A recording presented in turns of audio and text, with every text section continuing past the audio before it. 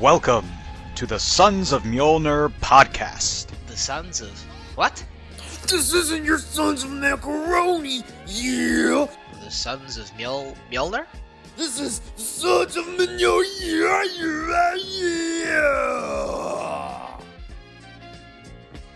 Now he's writing the best the version of Cap ever, and he started. I'm not gonna, bad talk anything. But that's why the value. No, but that's the value of Ultimates, right? Mm-hmm. It's exactly what I was saying earlier. It's why I get so defensive when people talk about, the cinema, the MCU is like ruining all of this. It's like, honestly, man, there's a generation of creators who, no matter what you think or hope, their first interaction with these characters was the movies. Mm-hmm. Because they saw them when they were like 5 or 6. They will be coming up behind me, and their characterizations of these characters will be defined by the movies, and then they will have found the comics. But there's a lot of people for whom the movies are the core, and we can't ignore that. We can't pretend like that isn't true. It doesn't make any sense to pretend like that's not true. What you have to do is trust that the creators are creators. Mm-hmm. And they're going to be able to look at that and say, okay, well, that's one ingredient in the stew, but it's not the whole stew, right?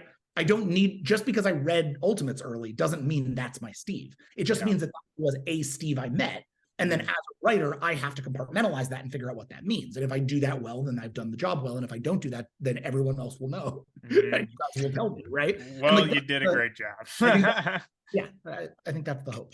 I gotta ask you about Thor before we get into what's next and Outsiders and Batman Beyond. We want to get to that stuff, but I just really quickly, I have to mention Thor. I mean, obviously I'm the Thor guy. People know me as Fat Thor, but man, your guys' annual, holy shit. We're talking about you guys hitting it out of the park. You guys smashed it out of the park with that one. And I mean, I've read almost every Thor that there is out there, and I have to say, like, that annual was probably my favorite Thor story that I've read, like single issue, I think ever. Like, it was just so good. And what I want to ask you about, and kind of what I wanted to talk about very quickly, because like I said, we have a lot of stuff to get to, but what I really loved about that issue, and what I personally really connect with Thor and why he's my favorite character, is you guys didn't focus on the powers of Thor, or like Thor being a god, which he is all of those things, and we all love that about him. But what you guys focused on was the heart of Thor. And like, to me, that's what has always made him worthy. And like, to me, that's what makes him interesting and relatable is, yes, he's a god, but he's also someone who doubts himself, and someone who has to look within himself to find, like, he says it perfectly in the book, something along the lines of, my heart and my willingness to stand back up, like, that's my power. That's the power of Thor. And again, to me, that's really what Thor is all about. And that's, like I said, that's why I really love the Jason Aaron stuff with Mighty Thor and Jane Foster. That's why I'm a big proponent of that storyline, is because, like I said, to me, that's really what makes him interesting, is, like I said, his heart and willingness to do what must be done. So, like I said, I have to, one, just praise you guys for that, and two, just ask, like, how did that come about? And obviously that's something that you guys kind of relate to as well. So when taking on Thor for that one issue, what was that kind of initially the vein you wanted to hit? So we had, Colin and I had given a lot of thought to Thor because we'd pitched to take over the ongoing. I was going to ask you about that, but I didn't know if you could talk about that. I don't care. I'm happy to talk about that stuff, because honestly, this is one of those stories where it all worked out really well. I often joke that the only person I ever want to lose a job, there's like 2 people I ever want to lose a job to. I want to lose a job to Kieran Gillen, and I want to lose a job to Al Ewing. They're 2 writers who I just desperately love. I read everything they do. So if they get a job over me, I, as a fan, get to read their book. So great, right? Yeah. Like zero problem for me. Mm-hmm. So we had a Thor pitch that I'm really happy with. honestly, it looked a lot like Al's Thor pitch, and Al's going to do a better job of it. So I'm really excited to see what Al does, because I think we're very much aligned generally in terms of like what we're interested in, and I cannot wait to see what he does. And Martin Kokolo, I actually worked with at the very beginning of my career, so it's really cool to see the two of them coming in on Immortal Thor and kicking butt. I can't wait. So we lost out on that gig, and I was like, good, I can't wait. And then Will Moss, the editor, hit us up and was like, hey guys, I was so impressed with the pitch though, and I want to work with you guys. So would you guys be interested in doing an annual? We have this one annual that's basically going to act as the hinge point between Donnie's run and Al's run. And I was like, I mean, yeah, of course we'll do an annual. We love doing annuals. We've learned that it's a really fun process because you get to do these like just simple one shots where you get to play around. We just did a really fun one at Star Trek. And we're like, okay, that, you know, this feels like a really fun place to play around. And then we started breaking, and the thing that we broke on our we broke on our ongoing pitch that was very similar to what we broke on the annual was, no matter how much you try with Thor, it's really, really hard not to just tell big mythology stories. You end up doing these big, like, there's a reason Walter Simonson's run is what it is, right? The Walt Simonson run is this sort of iconic, perfect thing because it was like, what if we just embraced all the mythology, like all of it, let's do it all, like play around with just every part of the mythology, and it's incredible, and that's what you want to do. But for Colin and I, the way that our process works is we have to know what's going on in a person's heart and head well before we know what's going on exterior to them. So like Steve's actually kind of like the one change out with that, which is we knew the outer circle, but the reason why we knew the outer circle before we knew Steve was because we knew that would force Steve into a head and heart of doubt. And then once we figured out that it was going to be about the breakup between him and Bucky and what that meant, then it was like, okay, now we have a book that's about character, and the outer circle and all that gets to sit on it. But the story of Bucky and Steve ending up on either side of a war, that's the real emotional thing, because that's what's going to hurt both of them. We're always looking for how do we hurt these characters, and not because we don't love them, but because characters only grow through hurt, and they only grow through repair, and they only grow through moving through these things. These books, like there's a reason coffee shop AUs exist, is to give you that fun space where that's not happening. But in the mainline books, you have to be challenging these characters. You have to be pushing them forward. Guardians is very much what we're doing on that book right now, right? We're just like, how can we break these characters as hard as we possibly can? Not so that we can leave them broken, but so we can spend time to put them together in an honest way. When you have 30 pages to do that with Thor, that's hard. He's not a character who is broken a lot. He's not a character who is who his head and heart are hidden behind this Shakespearean talk and this big bombastic thing, and the fact that his power is effectively untouchable and it's very hard to challenge him. And so when we came in, we actually came in with two pitches. We had one pitch, which was what you saw, which is Mythos, which was really us just being like, we'd been playing with MODOK recently. We discovered that we really loved putting MODOK into modes that made him scarier. And we're like, well, how do you take MODOK into a mode that's so scary that it actually challenges Thor? And then can that create a situation where Thor has to learn something about not himself as a god, but kind of himself as a man? And can that capstone what Donnie's doing? Because this technically is the last issue of that era.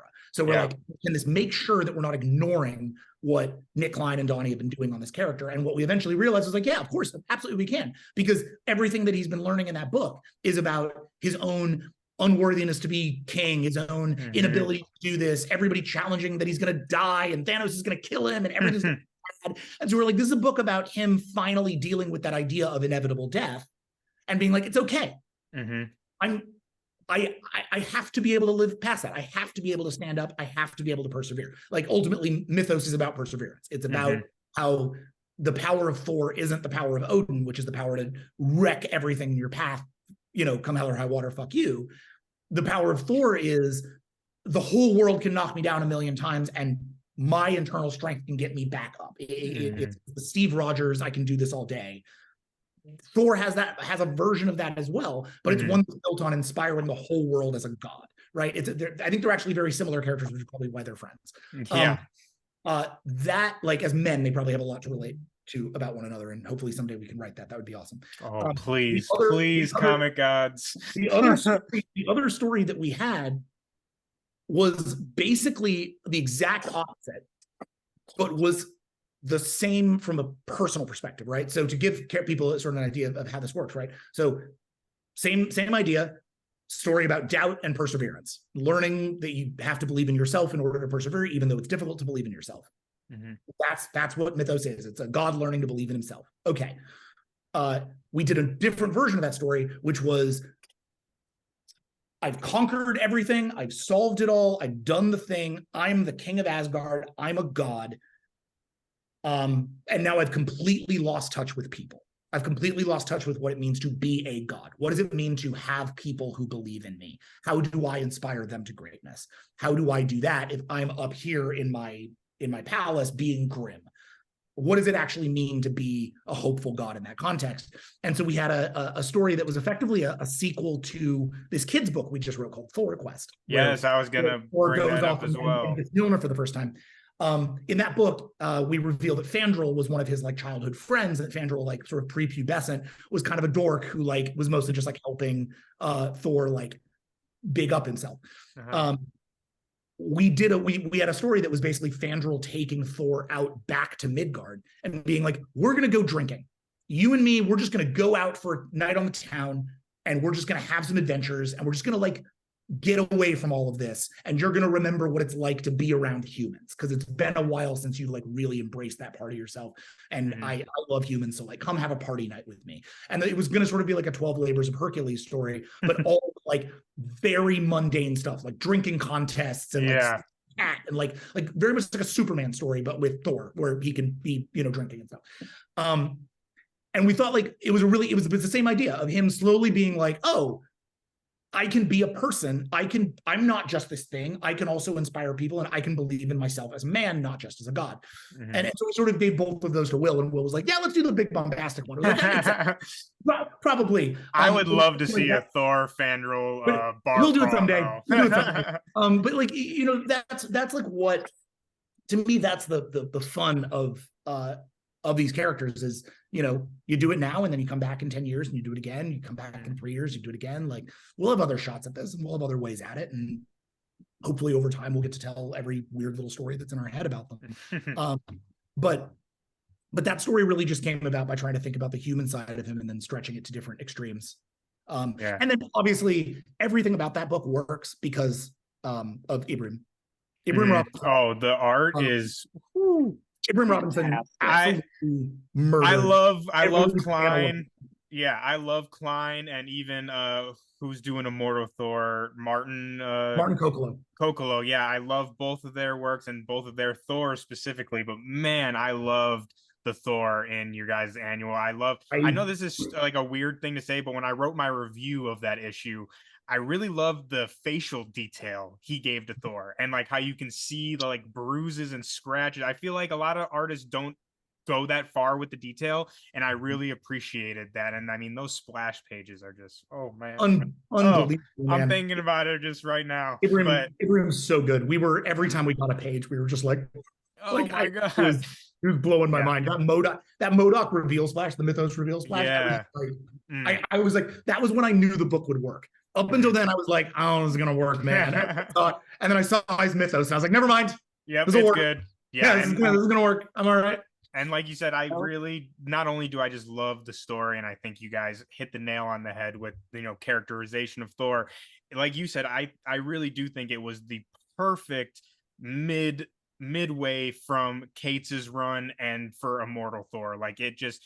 I don't want to say tied up Cates's run, you know, Grondvik. No, emotionally, hopefully emotionally. Yeah, you know what I mean? We were never going to be able to sit there and tie up all of Donnie's plot threads. That wasn't the thing that we were ever going to try to do. Well, all we wanted to do is tie up the emotional side of it. And we knew, given this like very optimistic, mythic place that Al's going with the character, again, to see, it was really nice to be able to sort of like act as that hinge point. And I think it was like it's the last page from Cates's run, but written by Grondvik, and like it's Thor basically coming to terms with everything that we were just talking about. So the way that you guys were able to translate that into this issue and kind of put that nail in it for Al to then pick up with the preview at the end.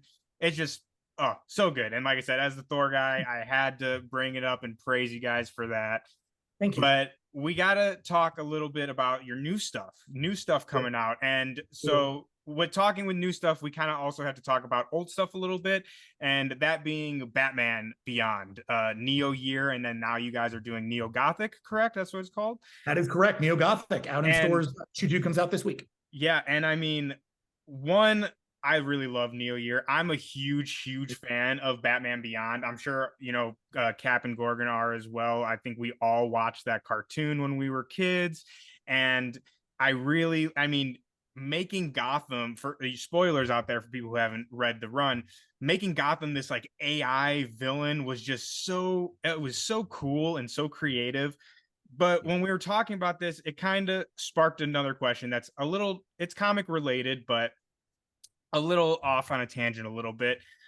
Just recently, I mean, obviously we talked a little bit about the strikes going on and with the writers and actors, and a big part of that is AI and writing. And actually one of our mutual friends, David Papose, just recently had a good thread about AI in comic books and the kind of, I guess you could say, threat and uncertainty that comes with that.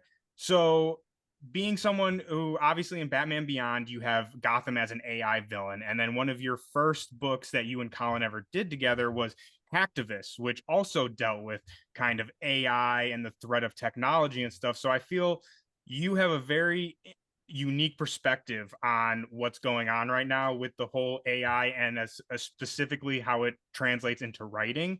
And so I want to know, like, again, what is your kind of perspective on that? And also, does that ever worry you guys as comic book writers?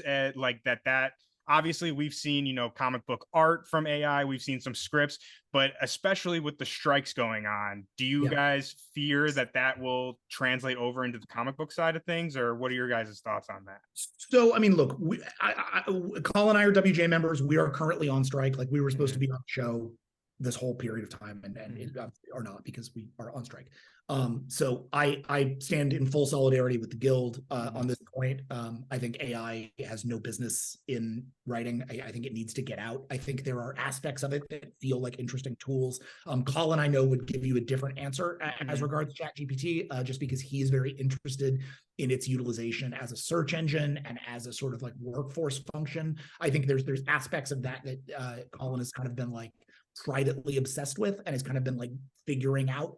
And he's a really, really smart dude. So I tend to be like, if he sees something in it, I believe there's something in it, but not something that's going to write for you. Yeah, a tool to be used, not the thing. But a tool for the accumulation of information in ways that are maybe easier than, or not maybe easier, but maybe more like completist than Google. But at the same time, we've seen all over the place that ChatGPT is perfectly willing to just make shit up and not source itself or not cite itself, right? So I don't know how reliable it is.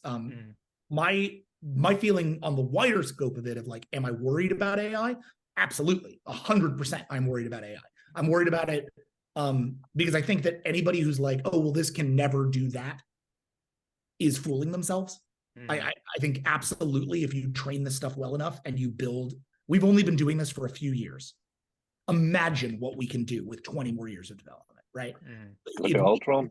If the goal if the goal continues to be replace the workforce in any space, if the goal continues to be replace the workforce, eventually that workforce will be replaced. We cannot replace our creative workforce. I don't think really we should replace most of our workforces. I think the place where AI should probably replace a workforce is in places where people are being exploited. If there are exploitative industries that are truly damaging the people who are working inside of them, and AI can take that over instead, then great, do that. I'm all for it. Because as long as we can retrain those people or find another place for them to work, and we have a social safety net of any kind that would actually allow for those people to live good lives, all about it, right? But AI should service humans, not the other way around. So I really do not think that we're in this scenario. in a way that's like irrevocable either. I think a lot of people are like, oh, well, it's inevitable. It's like, it is not. We can pass laws. Just the other day, they were like, you can't copyright AI art. That's now a legal decision in the United States. Great. Let's affirm that all the way up to the Supreme Court. Let's affirm that and enshrine that in law. Let's make sure that it's incredibly clear that you cannot copyright AI written or AI drawn art, so that these companies have no choice but to use human labor, right? We need to protect human labor in this regard. The worst part of this is if we don't do that, and say we do end up with comic books written by AI, right? Worst case scenario. And they can do it halfway decently. Here's the problem. I'm not sure you're ever going to be able to train an AI to innovate. I think you can train an AI to replicate. And I think you can train an AI to tread water. And I think you can train an AI to do cyclical. I don't know that you can train an AI to innovate. So I don't think an AI is ever going to be able to give you, without Grant Morrison input, I don't think an AI can give you a Grant Morrison output. I keep thinking about like that psychic, the psychic rescue issue of New X-Men, the like silent issue where they go into Charles's brain and discover Cassandra Nova for the first time. And it's all silent and it's all in like symbology. And then at the very, very end, they come out and there's one line of dialogue and it's like, Charles Xavier killed his twin and now she's alive and now she's trying to kill us. Cassandra Nova. And it's like, oh, that's what we got out of this issue. I don't think a computer could write that without the input. Yeah, I think a human brain has to think around the problem and get to it in a creative way. And AI is not going to be able to do that because of the way the algorithm functions. It's just like a core base level of like, it needs an input to create an output. But we have a lot of input. So you can feed a lot of input into these AIs now and train them to replicate. And what we end up with in comics is the exact opposite of what we were all talking about an hour ago, about how the MCU needs something to feed it, how the culture needs something to feed it, how the comic books are laying down track. And AI will build the track in a circle. Yeah. And then we'll just be going down the goddamn drain, right? And that's bad news. It's bad news for our culture. It's bad news for our lives. It's bad news for the stuff we love. It's bad news for our politics. It's bad news across the board. We cannot go in a circle. We need to move forward.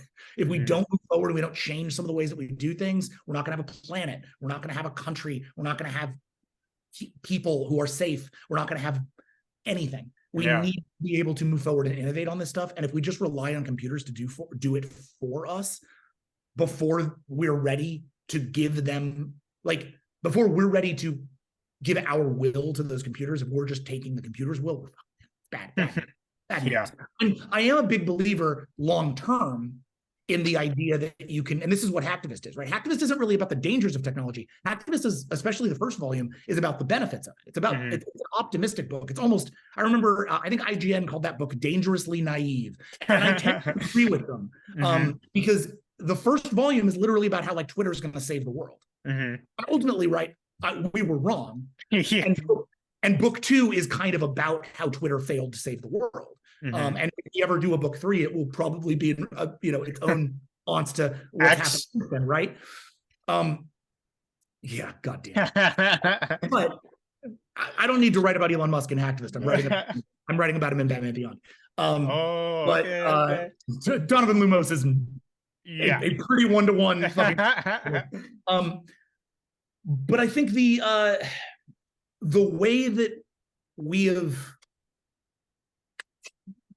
way that Hacktivist was designed to say is like, and the way that a lot of like utopian science fiction, Star Trek, the Culture books by Ian Banks, which are some of my favorite books, they presuppose that eventually we can have an AI that we can give the task of managing and operating the complex system that keeps all of us safe and happy and healthy. And I'm down with that. I think at some point, the idea of being like, we're going to hand over the keys to the operational side of it, like our COO is an AI, I'm actually kind of all right with, as long as the rest of us are telling that thing what we need and getting what we need out of it. It can't be telling us what to do. We have to be telling it what we need and then making sure that we're getting something back that is valuable. And if that means that it can solve problems of poverty, that it can solve problems of social engineering, that it can solve problems of media bias, like if it can get into some of that stuff and can unpack some of the problems that humans have done to ourselves and can maybe provide some solutions or some avenues towards managing our way out of them, I'd love that. That'd be great. I don't think it should be writing movies. I think that's a silly fucking thing for it to do. Yeah, that's a this really is a really cool it. tool. Why are you asking it to write Captain America? Like I'm not that expensive. Like that's Jack's like, I'm available, guys. What do you mean? Yeah, that's my feeling on AI. I think it should get the hell out of it works. I don't know why it has a lot of application in other places. Please don't make it make art. What a silly idea. Yeah, 100%. I mean, we could not be in more agreement. We've talked before about, how art needs to be made by human beings, which should be like a simple thing. But obviously in today's world, it's like contested, I guess you could say. For now. Speaking I think we're gonna get through this. Yeah, we'll get through it. But speaking of evil AIs, let's talk about Gotham a little bit, because we just read Neo Year, and I mean, again, we just talked about we're really big fans of Batman Beyond. I've personally always loved the cartoon, and I mean, when I was a kid, Spider-Man and Batman were like the two, and it's always felt like Batman Beyond is, oh well, what if Spider-Man was Batman? So it's just like I've always loved the character, and I like the way I guess my question is like, so you guys have said that really like your goal for that book was to take Terry out of the apprenticeship of Batman and make him the Batman and be able to stand on his own as Batman. So I guess my question is, how did you decide to make Gotham the villain of the story? Because I think that's just very creative and smart. And also, just kind of a cheeky question, what was it like to kill Bruce Wayne? How did that feel? That was going to be my question as well. Sad. That was sad. Genuinely, like, no power trip involved. Like, he wanted to write Terry and Bruce. That's when you think about Batman Beyond, you think of old Bruce. I love old Bruce. He's the best. But when they offered us the job, originally when Dave Wielgos came to us with it, it was just a 30-page one-shot in Batman Urban Legends #7. They're like, you can do 30 pages of Batman Beyond, whatever you want to do. It's like an annual. Have fun. And we said, okay, well, great. Then we talked about what that would be, and we were like, Colin and I have a real allergy to trying to do like lost episode style adaptations. We learned that on Star Trek. What we really prefer to do is tell the next story and like really push the character forward, and try to do that as fearlessly as possible. So with Batman Beyond, it was really important to us to find a way to tell a new kind of story. And we were looking at it and we're like, honestly, I just think they've told all the Terry Bruce stories.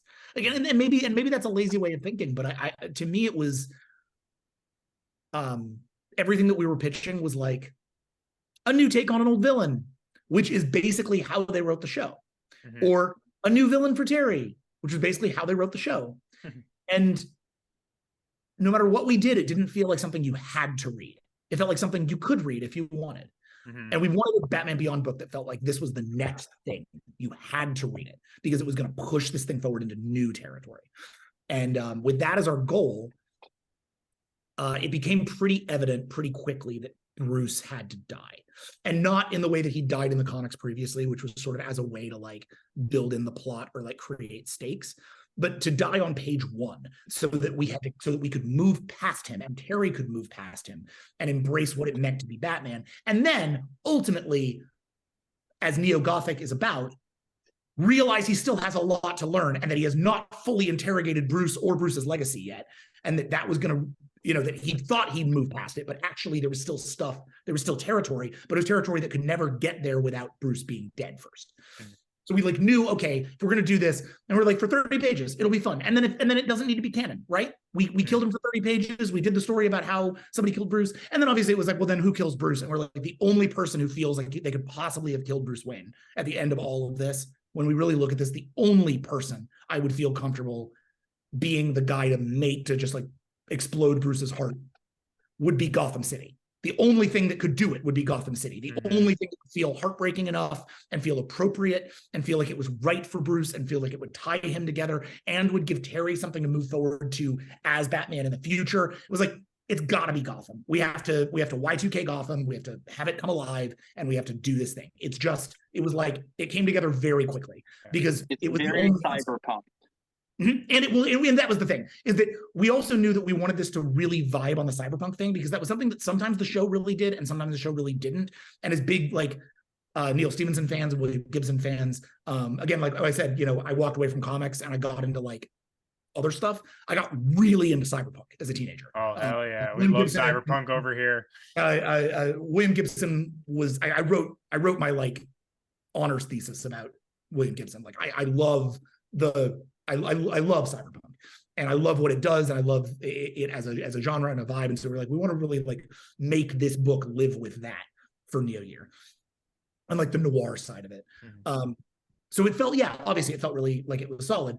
We turned that pitch in, and they came back to us with, Dave Wielgos basically came back and he was like, "Oh, this is too good an idea. You have a miniseries now." And then we were like, great, now we can take this and really run with it. So we did the Urban Legend story as a 0 issue, and then just flooded out into it all. Like, then it was like, how do we create new characters? How do we create new worlds? How do we build the cyberpunk noir year one for Terry? And how do we build that around Living Gotham, but also have new aspects of Living Gotham, like Sword of Gotham, like Donovan Lumos, like Gestalt, these characters that come out of that framework, but have something to say to Terry now. That all felt really cool. And not to put too fine a point on it, but the reason why that had to happen is because you just said it. The original version of Batman Beyond is, what if Spider-Man did Batman? Right? What if Spider-Man was Batman? I have a bone to pick with Batman Beyond. And I've said this before, which is that those aren't Batman villains, they're Spider-Man villains. All of his new villains, they're cool, but they're Spider-Man villains. Blight is not a reflection of Terry's journey. He's a reflection of Bruce, and more a reflection of Peter Parker. He is a science experiment gone wrong. Inc., science experiment gone wrong. Shrieker, science experiment gone wrong. Spellbinder, they're all Spider-Man villains, which is what Spider-Man is, right? Spider-Man is science experiment gone wrong, but with that great power comes great responsibility. And so all of his villains are great power without the great responsibility. Easy, great, works, perfect. Batman, character who's super obsessed with vengeance and the night and darkness and trauma, and like getting over his trauma through embracing the darkness that it gave to him. All of his villains are mental health, either mental health professionals who've gone wrong, or mental health people with mental health problems who have used that to become criminals. He's all of his stories about mental health, or about that line between the darkness and the person. So with Terry, we were like, we got to give Terry something. Like, what is Terry's thing? And Terry's thing, ultimately, to me, isn't Spider-Man. It's not science experiment gone wrong. That's not what it is. It's about legacy.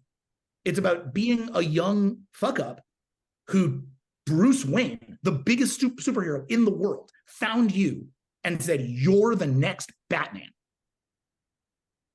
Whoa, shit. What does that mean for you as a person? Like, that's a crazy burden. And once Bruce is gone, suddenly all these characters, like all of the characters that you encounter, have to be asking questions about that thematic. All of your stories have to be about legacy and about what that legacy means. So Donovan Lumos is about corporate legacy and how you deal with both your reputation as a person, but also how you reshape the corporate legacy around you. So he took, I mean, it's wild to think about now because we wrote it before this, right? Before the whole Twitter X thing. But he took Gotham's biggest corporation in Wayne Powers and turned it into X, right? Like, that's what Donovan Lumos is doing, and it's a story about legacy and how you put yourself above legacy in terms of Donovan.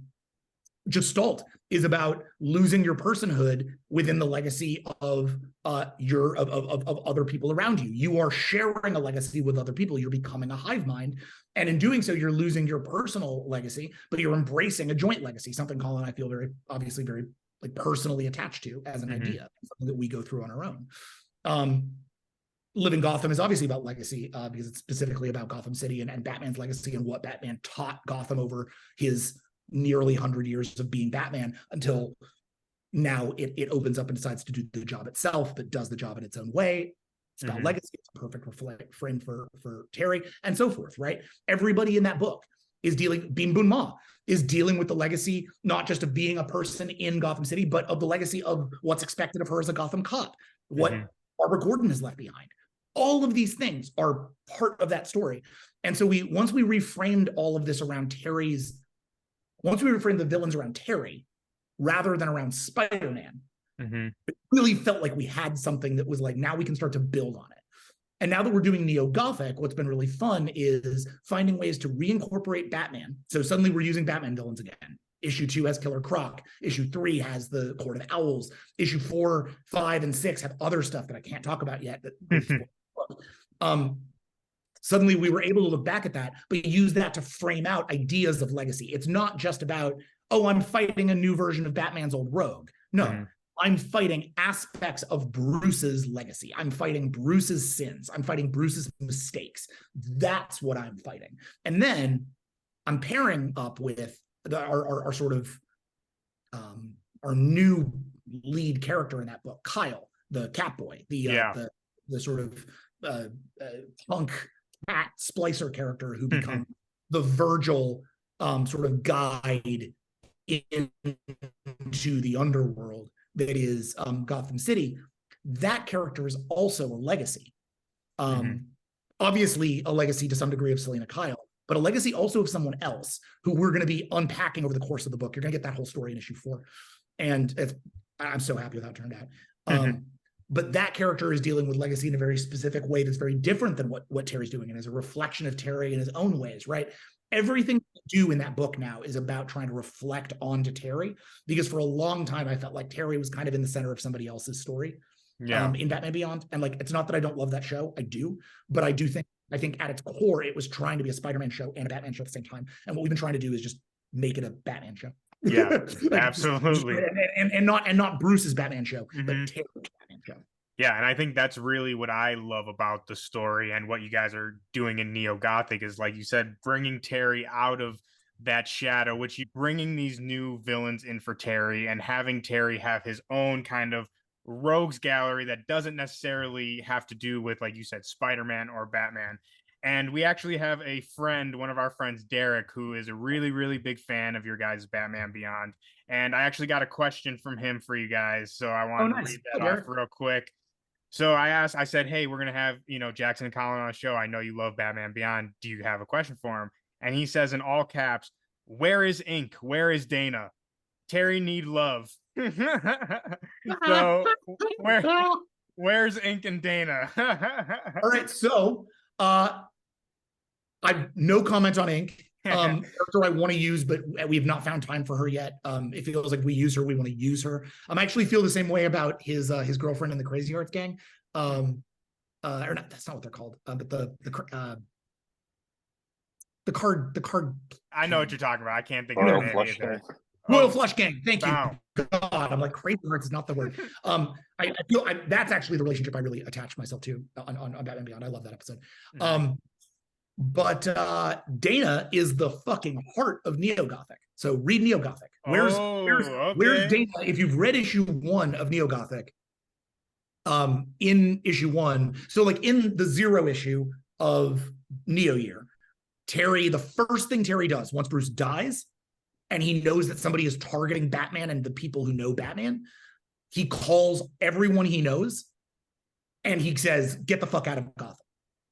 So he makes his mother and his brother and his best friend and his girlfriend all leave. And he stops talking to them. He cuts them out of his life for their own safety for a period of time. And that's Neo Year. Neo Year, he's not talking to any of them. He is fully disengaged from that because he feels like if he does contact them, Gotham will kill them. So he cannot be around them. Over that period of time, he meets and to some degree falls for Beam Boom Ma, his the sort of Gordon equivalent in his world, right? His Gordon is Beam Boom Ma, and unlike Bruce and Gordon, these two are, they're sleeping together. So it's a very different dynamic than what happened with Batman and Gordon, right? Obviously. Say, do we know that though? I mean, give it time. But Beam is still with Terry at the beginning of Neo-Gothic. We see them together, and we know that she's kind of doing her own thing. That's going to be its own sort of B plot across the course of Neo-Gothic. But in Neo-Gothic, he gets a call from his mom, and he picks up, and they have this whole little conversation about how she's living in Metropolis and what's all going on. And then she gets to the core of the conversation, which is her saying, hey, have you called Dana? We ran into her and she said she hasn't heard from you. And that's kind of messed up. You should contact Dana. And he's like, yeah, I know. I should. I will. Okay. But he's not gonna. He has no intention of doing that because he doesn't know how to do that. For him to do, he's a different person now. The guy she knew was Bruce Wayne's apprentice who hadn't gone through a year of hell becoming the Batman. But now she has. Now he's on this different wavelength. Now he spends his entire day and night as Batman. He doesn't really have a civilian identity anymore. And so as a result of that, he doesn't really have that relationship with Dana anymore. He doesn't know what that means. He doesn't know what it is to accept love if it's not from Beam, because that fits into his life. It fits into being Batman. Yeah. What Dana means to Terry and how he relates to the idea of Dana is the fundamental 100% emotional core of Batman Neo-Gothic. So for Dana fans, not saying she's going to show up a lot, but the ghost of her is all over that book. And I think by the end of it, you'll see why. So that's my feeling on Ink and Dana. Oh yeah. Well, Derek, keep on reading, brother, because all your answers will be, or all your questions will be answered. But the really heartbreaking beat in issue 4. There's like, I just got to see issue 4's lettering, and Hassan Otsmane-Allah, who's our letterer on Neo-Gothic, is absolutely killing it. He is the most experimental letterer I know, and we just gave him the chance in issue 4 to be as experimental as humanly possible, and he just nailed it. It's so cool. I love that. I feel like lettering it, we've talked about this before, it's like, if it's good, you don't notice it, and if it's bad, you really notice it. So I love when there's like new creative kind of, like we were just talking about this with Ultimate Invasion, like how Hitch made all the makers dialogue lowercase, like just such a small detail, but really just adds to the stories. I have 2 different questions I wanted to get to ask you before I got out of here. I'm very much enjoying your Guardians run, and as somebody earlier, you were talking about, 1, you're a lore horse, so we know you read everything in the past before you delve into something big and heavy, and 2, you were mentioning, that you feel like you had to make them all go through pain, not just one of them, right? Which I think is crucial. Trials and tribulations is a huge thing with a lot of the characters that we relate to as people, because we all go through it on our own.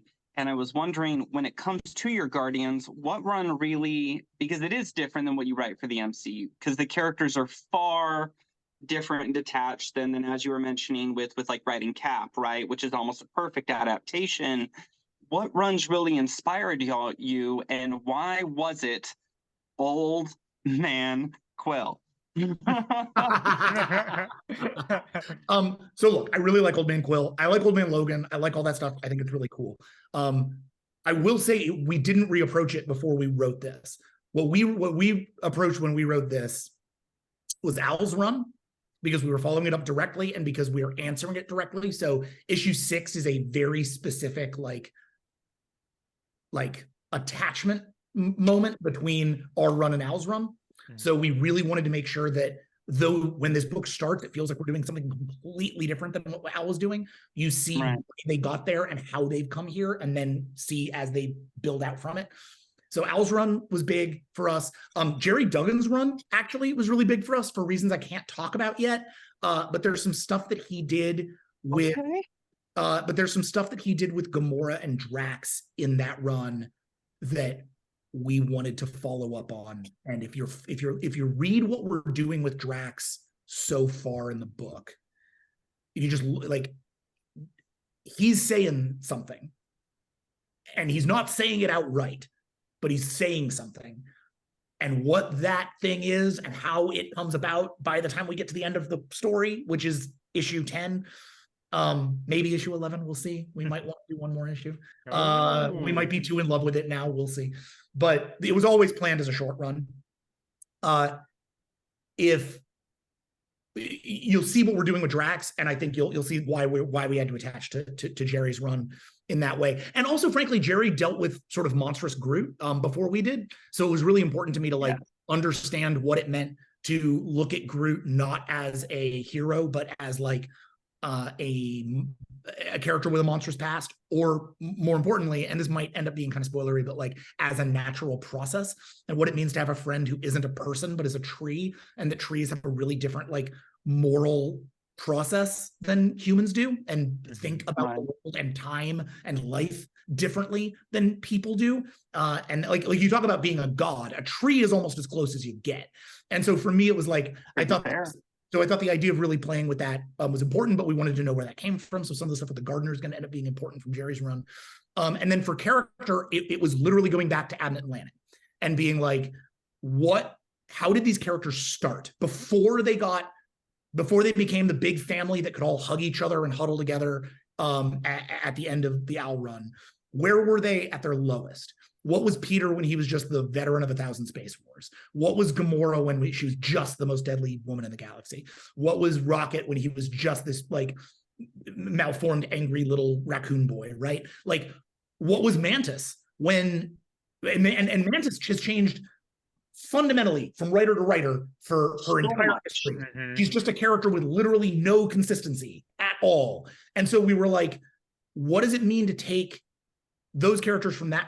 Let's look at that point, and then say they went through all this growth, and then hit a point of incredible trauma that has made them revert, but not revert without the memory of all of that, right? Not without the ability to have that growth, but they are currently acting against their growth, the same way somebody does when they fall off the wagon, the same way somebody does when they go through really terrible trauma, the same way that happens when you lose something really important in your life. Oftentimes you will revert yourself for a little bit to the person who feels safe and comfortable. And so it felt like this was a chance for Peter to express his most solo, veteran, hard, we only ever get half a win sort of personality, which isn't who he is, it is who he was. It gave Nebula a chance to be her most robotic self. It gave Gamora a chance not just to be her deadly self, but to have real feelings about that, which meant that she had to numb it with alcohol. So Gamora's going through like an alcoholic phase, which is really tragic and really sad, and she's having to like deal with. And again, I can't wait for people to see where we're going with that. We just turned in issue 9, and I'm so happy with it. Mantis, fundamentally inconsistent character. Great, let's embrace it. Let's have her be fundamentally inconsistent. Let's make that her power set. Let's make that what she's doing with her life right now. And when you finally get the explanation for what's going on with Mantis, which again is coming later on in the issue, in the book, I hope you'll sort of be able to see where we've been going with that and why we've been doing it the way that we have, because we felt like there was a real chance to take that character to a place that felt consistent finally, if given the opportunity. And then, similarly with Drax, looking at like this character is now reverted to his most destroyer self. There's very little of the man who thought of Moondragon as a daughter in there. And there's a reason for that. And we want to get to that trauma. We want to unpack that. And we want Drax to be able to unpack that and come out the other side maybe a little bit differently. So that's looking forward to that now. That OG run, and then tried to attach it back here. I'm gonna have to go back and reread all my Dugan stuff now. Like, okay, that has me really excited for where you're headed with Drax in this. Absolutely. Another one of my questions I have for you on it is right out the gate, you guys have come out swinging, right? Y'all aren't necessarily, I don't want to say you've been given like the golden hand, but you guys aren't really getting small time players, right? You are jumping out the gate with Kang, with Captain America, with the Guardians. Y'all jumped into Marvel and were handed pretty big reins to have to take a lead on, which as comic fans is incredible, right? For people who love comics and come from reading that. But as a comic fan, I'm sure like all of us, you probably have a smaller time player that you've been a fan of, that you've been like, man, it'd be really cool if we got to give them something big one day. If you ever get to take a smaller time player as a duo and give them something bigger, who would that be for you guys? Right? There's a million answers to that question. I'm going to give you one, and then I'm going to give you like the commercial answer that I kind of have to give because there's a cool thing happening and I should hype it. So on the lower level side of it, who's a character that we'd love to just like unearth and do something fundamental and core and neat and cool with down the line someday? I'll just pitch it here. We really want to take someday. I want to take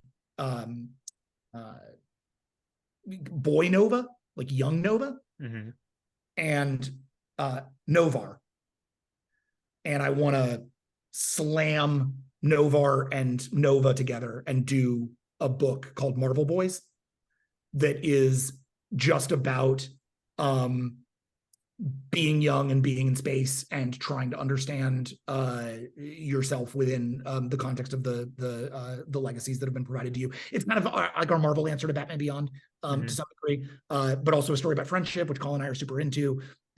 We've wanted to do it for ages. It's just, I think we have something to say about them, and I think we'd have a lot of fun with them. So that's like a duo we'd really feel like haven't gotten like those big stories, and we'd really love to play with.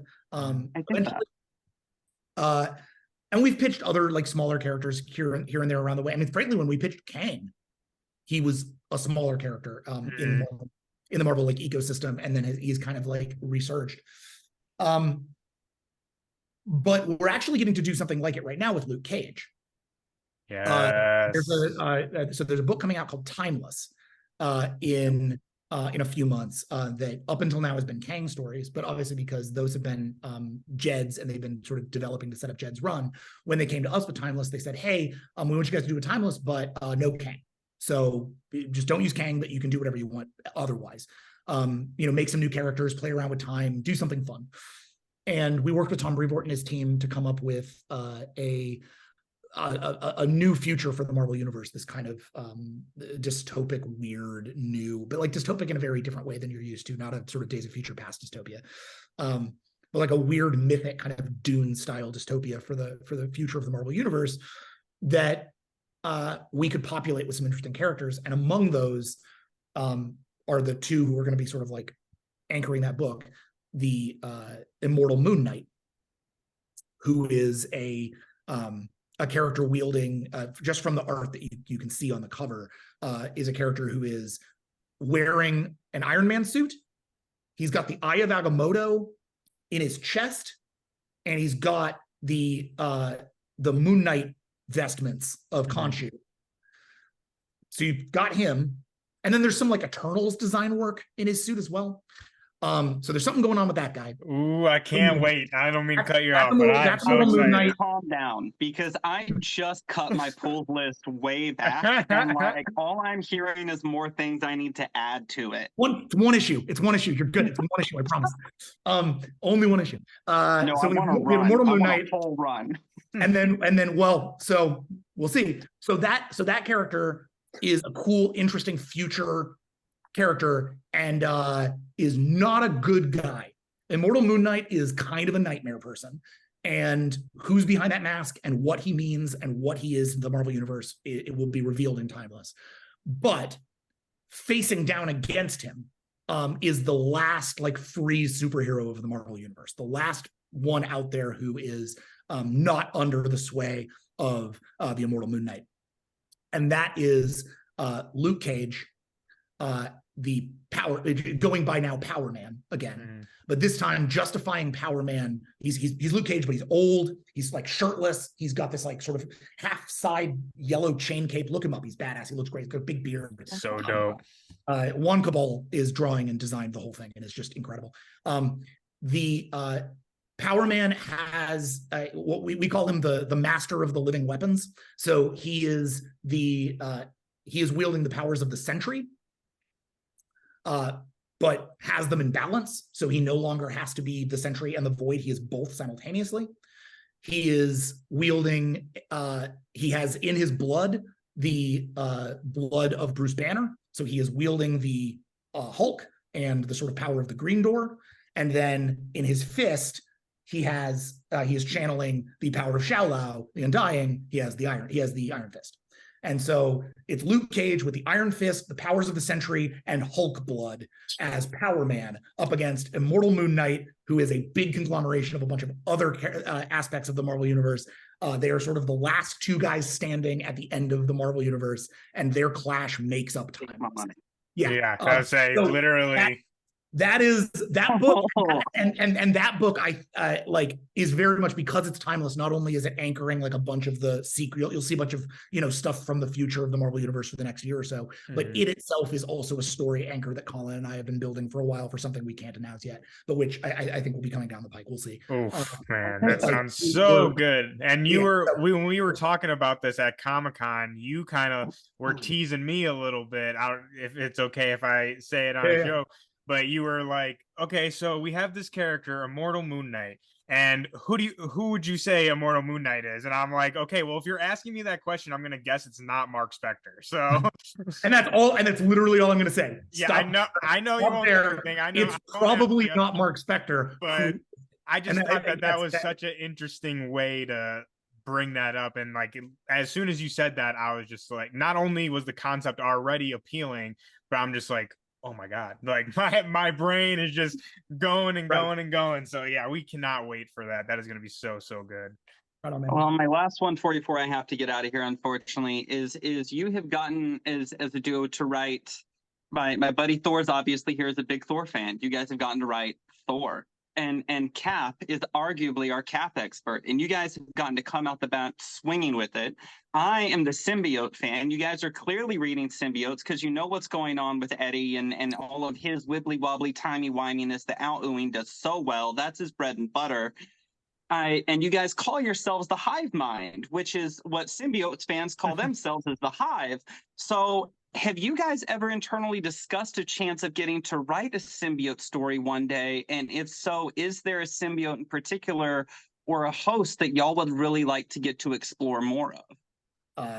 So we have, and I don't want to talk about it too much because in the event that we ever get to do it, I don't want to ruin it, years ahead of time. But sure. I would love to just do a Venom run someday. I think Venom is a really unique character. I don't know who I would want the host to be. I think there've been a lot of really good ones. I actually really liked Agent Venom as a premise. I don't know what I would do, but I thought it was really neat. We would love to do something with, I think we would love to do a Venom run someday. I think that would be really brilliant. It's a character who I've loved my whole life. As I said, I started as a Spider-Man fan, and that was Venom era. I had that Todd McFarlane cover, like that was, those matter. And I would love to return to that character and do something really interesting with him someday. Not anytime soon. I think I'd love to you just had two iconic runs on that character. I think it's really important to give it some time. But we are writing a symbiote right now. Oh my God! And fortunately, Sons of Mjolnir exclusive. Unfortunately, enough of this has been announced that I can just talk about this. Which is, well, no. I think this will be the first time we've talked about it publicly. But you can put the two and two together if you want. Which is, we're writing Thunderbolts, which is a book all about doing these one-off team ups with Bucky and various characters from the spy-fi versions of the Marvel Universe. At the same time, over in Venom, Black Widow just got a symbiote. Yes. And they've shown that design, and that design is really cool, and I'm very interested in that design. And so in issue 2 of Thunderbolts, we are going to be seeing what that looks like within the context of Bucky and the mission of the Thunderbolts. Ooh, baby. So the Black Widow Venom is part of our Thunderbolts run. Was not initially planned to be because we didn't know that was happening. And then they let us know, and we actually took issue 2 and page 1 rewrote it because they were like, "Do you want the symbiote?" And we were like, "Yes, please, yes." And honestly, it was great. It brought so much cool stuff out of Natasha. It brought a really great new element out of her relationship with Yelena, because suddenly there's this weird jealousy aspect where one of them has something the other one doesn't have, which was really cool and made for a great one-upsmanship between the two of them. Yeah, I loved it. Writing it was a blast and reminded me how much I love symbiotes. So yes, I think our time with those characters is hopefully in our future, because I love the symbiotes. And yeah, we obviously have a lot to say about HiveMinds. We have a lot to say about friends and ego. Our company's called Ego Death. We really love the idea of subsuming an ego to a larger whole. And obviously Venom is the cautionary tale to end all cautionary tales on that one. So. We were hopefully talking before you got on, and Thor mentioned this, and it's kind of sat on me this whole time we've been talking. And I think it would be really cool to see you guys one day get to pick up Sleeper and their host Hank, who is a veteran, and their relationship isn't often touched on, right? They're very unique in the Symbiotes because Hank has not been aware that Hank is a host to Sleeper for quite a bit of their time with it, and I think that could be really cool to see you guys pick up one day. Yeah, if you guys were to pick them up ever or have that in something, y'all would have all my money in advance. Hell yeah. No, I love that. I really think there's so many cool, there are so many cool elements to that, but like Sleeper was a Mike Costa creation, I think, and Mike's a friend. Yeah, and Costa and Bagley with it coming up in first host. Bagley, it was Bagley. Yep. Yeah, awesome. Yeah, I mean, would love to, obviously. Like any of these characters, I think it's a really, it's fertile ground because of all the various dynamics at play. My instinct is always to go after the gold ring. So my thing is like, if I can do Venom, I'd love to do Venom. But that idea of the idea of taking a character with far less done to them and opening them up, I think is a great idea. Now I'm almost like, I wish we were doing more Cap so I could just put this guy in Cap.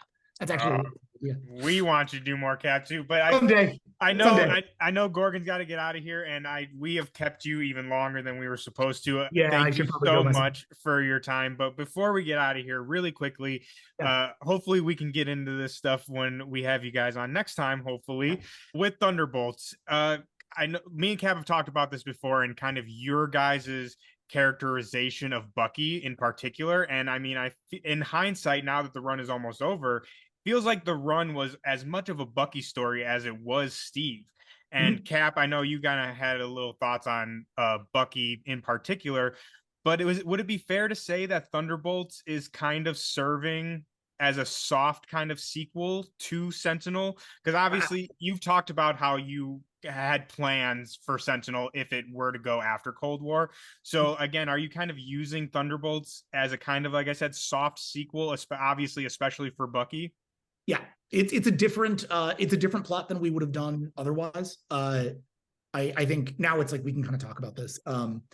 Like if we'd done another year on Sentinel, the only thing we really had left to do, I think Sentinel had kind of wrapped. It had actually kind of gotten to a natural conclusion point. We could have done another year, and emotionally it had kind of wrapped. Like we had another year that would have been about the idea of star points and the fact that we'd wiped the board of star points by the end of that first year and change, like first 18 months.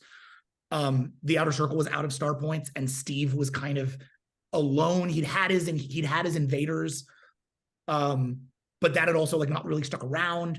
And the idea was going to be that in the same way that Bucky was now inside the Outer Circle, having to recruit star points into the Circle and trying to figure out people that he could use towards his objectives, not just like the Circle's wider objectives. So who gets picked to be that next generation of star points was going to be like a big question mark there. But also you were going to have Steve finding his star points, finding the people who if he was one part of that star, who else was going to be his team. A big part of what we would have done on another year of Sentinel would have just been about Steve recontextualizing that symbol to be his own symbol, right? And ultimately, I think we do it in a way in the finale, but it's different than what we would have done, where we really would have codified that circle and that symbol to mean very specific things for Steve, and Steve's organization and the way that Steve organizes his world. But that was all we had to do. That was kind of an intellectual exercise rather than like an emotional exercise. And like the emotional part of it was mostly solved. These characters were ready to come back together. So it felt right where we landed it. Bucky moving out of that though, and I don't want to spoil finale, but moving out of that, it felt really important to give Bucky a new mission that, again, if you didn't read Sentinel, you could read without any context. We'll give you what you need, and then you can move forward. But one that let him recruit, one that let him do what we wanted to do a little bit on Sentinel, which was recruit people into his new world see what it was like for all these people to work with this new activated, self-actualized, much more confident Bucky, like a Bucky who doesn't spend his time being like, oh, the sins of my past, but rather a Bucky who was like, yeah, the sins of my past. They made me who I am, and I'm going to move forward from that, right? And like, once we had that shift, which is I think the shift we did over Sentinel, now we have a character who's ready to, and we've said this in the solicit, who's ready to go kill the Red Skull, which is exactly what he's going to do. Right? Like that's his mission. Starting in issue 1 of Thunderbolts, he's going to dismantle in every respect the Red Skull's Fourth Reich and the sort of next generation of Nazi thinking. He is done with that shit. He's not going to let it happen again. He knows that Steve is always going to pull his punches on that, not because he's not pull his punches against Nazis, but pull his punches on like fundamentally ending the Red Skull. He's always like, Steve's version of a win is like what happened with Coates, where he discredits the Red Skull. He forces the Red Skull into hiding, whatever. And Bucky's like, that's not enough. We have to end this. We have to end this before it comes back and bites us in the ass again. So it's Bucky being like, I'm going to go after one of the biggest supervillains in the Marvel Universe, and I'm going to take him down. And to do that, I'm going to need a team. And so that's where he starts to pull his quote unquote star points. But because by that point we're past the Century game, the idea is like, no, these aren't star points. These are Thunderbolts. This is Bucky's organization. This is how Bucky does things. It's different. It's new. Like, we were really trying to push him as effectively into a Nick Fury role, where he is at the center of the sort of spy-fi side of the Marvel Universe, and but not in a way where he's like running S.H.I.E.L.D. or running some big global paramilitary unit, but much more like he's running like global frequency. You know, he's pulling people. It's like everybody's on his dial, and if he needs you, you're there. Right. So he may only need one person for this mission, and that's the person who shows up. Right. Or he maybe needs 5 people for this mission, and those are the 5 people who show up. But who Bucky has on dial and who's going to show up for him is basically anybody at this point inside that spy-fi organization. And that's what so that's really what Thunderbolts is. It's not a direct sequel to Sentinel, except insofar as emotionally, the man you will find as Bucky Barnes is very much the one forged in Sentinel, not the one who was there before Sentinel. The reason why you didn't use him in your Sentinel run. Yeah, we didn't use, for that. We didn't use Skull because we knew that he'd just been used. Coates had just used him a lot. It felt like the thing that every Cap run does is you get to the end of the Cap run and somebody pulls off a mask and goes, I'm actually the Red Skull. we thought it was really important not to go back to that well. Especially with the Century game. I will tell you, we did once upon a time have a Century game reveal where we were gonna do like somebody pulls off a mask and it's a big supervillain, you know, and it's actually all been like a supervillain plot. And we pulled up out of it pretty early. We were like, we started to look at it. We're like, this, it's actually cheapening the idea to do it this way, unless we were to like have like a 5-year run and really get there like in a really long period of time. It feels like it cheapens what comes before, so we pulled it out. But you can guess who that might have been. In the short term, though, we knew we didn't want to use any of his like main rogues, except for maybe MODOK, because we wanted to reframe MODOK, because everybody's just been used a lot, and it was just a chance to use new characters, play around in a new space, let the redacted shine, let MODOK with a C shine, let Dimension Z shine, like let these other things that don't get as much of a spotlight really get some time in the spotlight, and then maybe we'll have use for Red Skull somewhere else. And then when we started up on Thunderbolts, it was like a no-brainer, because we were like, oh, we gave ourselves this gift. We didn't know that we would given ourselves this gift. We didn't plan this. We didn't know that Thunderbolts was going to launch out of Sentinel. We had no idea how long Sentinel was going to last, you know? So, but once we knew that it was happening, we were like, well, shit, Red Skull's on the table. Let's do it. Like, let's go right at that fundamental problem. Let's go at neo-Nazis. Let's go at our inability to move past the sort of conflicts and biases and bigots of World War II. Like, we're almost 100 years out and we're still looking at that fucking symbol. Like, I can't believe it, right? So it was a chance for us to be like, great, let's do a book about burying that 20 feet under. Hell yeah. And see what comes of that. And so that's like, Thunderbolts is like a very different book than most of our other books. Especially right now, we internally, we talk about it a lot as like, it's the fun one to write, because it's one that's just like, it's pure action and character and like big, bombastic, badass, cool. It's like Outsiders is this like meticulous intellectual exercise, and Guardians is this very sad like therapy session. Thunderbolt and like Batman Beyond is a horror book that's about trauma and legacy. Thunderbolts is about how awesome it is to punch a Nazi with your best friends. It's like, just let's go. That should be the pitch right there, because that's all you need. I'm sold already. But so as the time of this recording, I think the last issue, the final cap of Sentinel, is going to be next week, I believe, this Wednesday. And so Cap, now that it's coming to an end, we've both been, super huge fans of this run. We've luckily gotten to talk about it a lot today. Is there anything else you got for Jackson before we wrap it up? There's actually one question that's been sitting on the tip of my tongue for a while. What was the basis for the Outer Circle? Like, was there something that inspired that? Like something, I don't know, in today's world that inspired it, or is it something from a previous run? So inherently Secret Empire is, and not the recent one, but the OG one. The one from the 80s. Yeah. So ultimately, Secret Empire is a it's there, and you sort of have to. You're always going to be inspired to some degree by what came before. And so I think as we started talking about what a cabal that had sort of been the secret gods of the 20th century, right? What that would look like was very, initially we sort of said like, well, we have to make this different than Secret Empire. It can't be Secret Empire. If we do that again, we're wasting everybody's time. So we were inspired by that insofar as we had to get away from it. In terms of what actually inspired it, though, no, I don't think it was about canon at all. It was about our actual lives. We wanted, I think, so Steve Rogers and Captain America books in general have this fundamental challenge. Mark Waid actually said this to me the first time we met. We met at a signing, and he said, I don't know how I would do Captain America today. I don't envy you guys. And I was like, shit, Mark Waid, like, I love your Captain America. Mark would definitely be on that list of runs that inspired us. Obviously, he's the OG Sentinel, right? Yeah. But that's because Captain America books are inherently political. There's nothing you can do about it. They are just inherently political. So in post 9/11, they are inherently political. In pre 9/11, they're inherently political.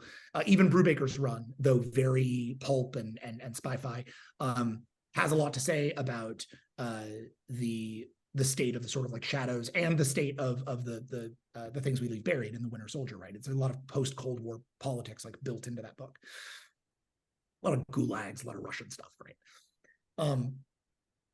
Ta-Nehisi Coates had just done a book about traveling the country and understanding all of these various political facets, how the cops function, how radio functions, how small towns function, how all of these things function as part of the American experience. And so when we got the book, and then Chris did United States of Captain America, which was also very political, and was very much about how individuals in various communities can become Captain America for themselves.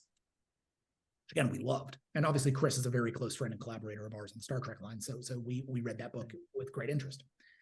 So when we came in on Steve, we said, we don't want this book to not be political. There's no way for us to try to aim for a non-political Captain America book. You will fail. It just doesn't work. But we want it to be character oriented, and we want it to be about like what Steve's going through. So let's talk about that, and then the politics will come later. And as we started talking about Steve and what he meant and all that, and we sort of had the intellectual exercise of the Outer Circle, like we kind of knew like, what if there was a thing that the symbol meant? But getting into what it actually meant, we started talking about what Steve's politics would be today and what that would mean for Steve, what we think Steve Rogers would actually believe. Because characters, a lot of times they write Steve like he would have the politics of a man from the 1940s. That's 1610 Steve, right? 1610 Steve is, what if Cap, but he's low-key racist and like low-key fascist and like low-key all these things and like doesn't really understand the modern context. That's not who actual Steve is.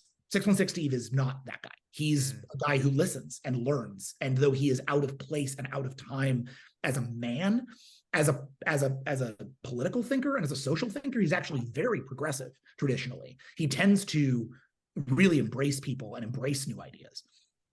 And so we started thinking about like, well, okay, what do we, I'm a relatively leftist person, probably to the left of Steve. I'm much closer to Arlo Wright, that guy who yells at him in the bar in issue 4, right?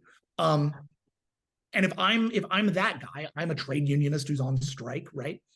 And I'm going to write Steve. How do I do that honestly? And we were like, well, okay, what would Steve and I agree on?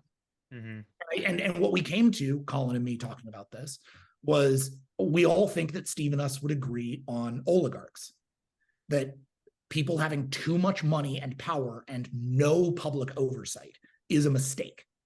And the idea of saying we're going to allow these people to have power over our social systems, especially in the age of the internet, simply because they have money, is a mistake, and it's going to bite us in the ass. And so that we started talking about the outer circle as effectively as our way of being political without being like, here's 5 oligarchs from the real world, right? No, let's veil it. Here's 5 people who represent the 5 kinds of oligarchs in our world, who represent entrenched power, who represent entrenched money, who represent entrenched culture, who represent entrenched technology, and then a 5th who represents our inherent desire to tear all that shit down.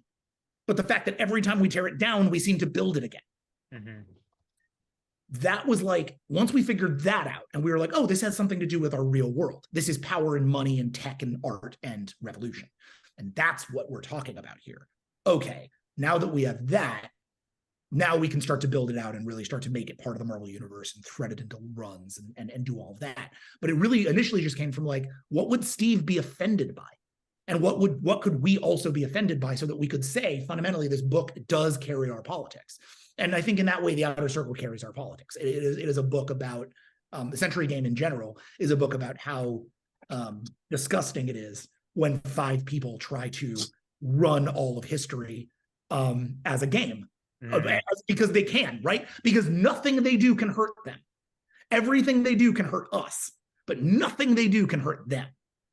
Elon Musk can spend ungodly amounts of money to buy and destroy Twitter, right? As like this is a minor example in the grand scheme of things, but it's the one that people talk about, so it's an easy comparison. He can do this. He does not risk anything. That's how rich he is, right? Yeah. But he fundamentally destroys a public square that millions of people are using for other things that have nothing to do with him, right? But because he has all the money and he has all of the power, he can do whatever the hell he wants, and none of us get to do shit because there's no barriers, there's no anti, nothing. And for me, I think Steve would find that offensive. I think Steve would look at that. I think 1610 Steve would look at that and be like, well, he pulled himself up by his bootstraps. This is what he gets for doing that. The hell yeah, brother. I think 616 Steve looks at that and says, that would never have, that never should have flown in my day, and it certainly shouldn't be flying 100 years later. We should be doing better. We can do better, and that's really where the Outer Circle came from.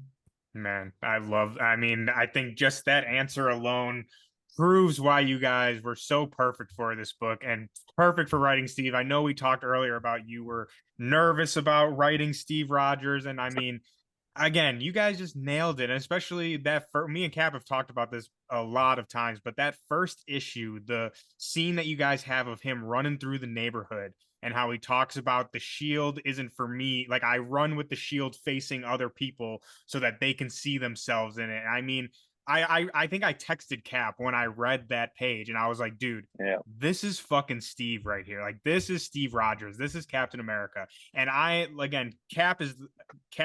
is the Cap expert here, but I haven't read everything from Captain America, but to me, when I read those first couple pages, I was just like, this is Cap. This is Steve Rogers. And it just amazing job. I cannot wait for the final issue to wrap it all up. I can't wait for Thunderbolts. I mean, the list goes on and on. You guys are killing it right now.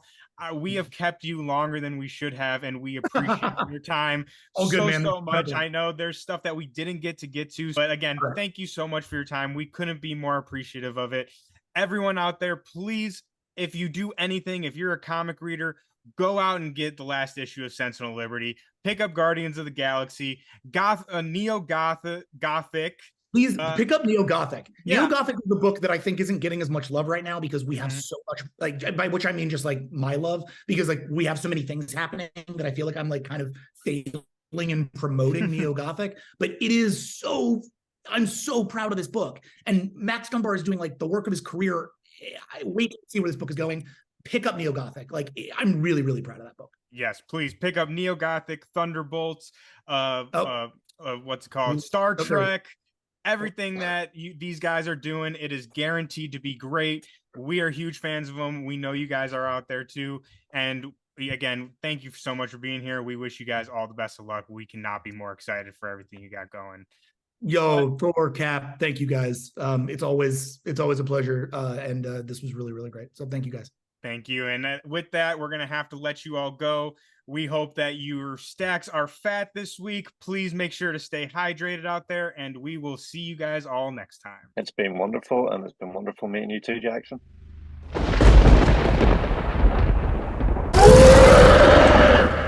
can do this all day.